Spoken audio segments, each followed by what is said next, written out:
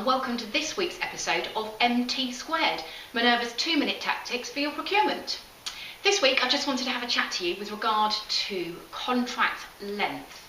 I've been asked a few times this week about what sort of length or what sort of term of contract is best for any particular type of service. So the reality is, as I'm sure you would expect, it completely depends on the service that you're procuring. So anything that involves labour and or equipment of any description, generally speaking, you're going to want to be looking at a contract length of at least probably 3 years.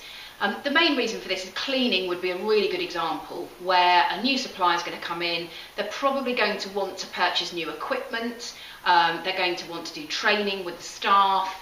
There's going to be uniforms required, there may even be transport arrangements to be put in place. And obviously all of those things cost money, but the equipment particularly will last a certain period of time. So it'll probably be depreciated over about a 3-year period. Now, as I'm sure you can understand, a supplier, if they thought they've only got a contract for a year and then they've got new equipment that then they don't know what to do with, they're going to have to try and cost that into that year. So it's going to make your contract particularly expensive. So if you can do a contract for at least 3 years for anything along the lines of catering, cleaning, grounds maintenance, you're going to be about right. And what you could also do is look to add some extensions into your contract. So maybe you could do a 3+1+1 contract, meaning that you might only need to tender that contract for once every 5 years, for example, if you're happy with the service. But if you're not happy with the service, then obviously you've only got 3 years and then you've got a break.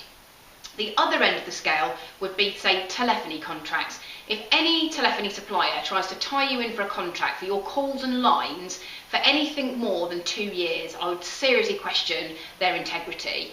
The reason being that call costs are dropping all the time, and if you're tied into a long-term contract, you don't get the opportunity to actually get the benefit of any drops in call costs. I'm aware of some suppliers in that area who will do a contract on a 30-day rolling basis, which allows you maximum flexibility.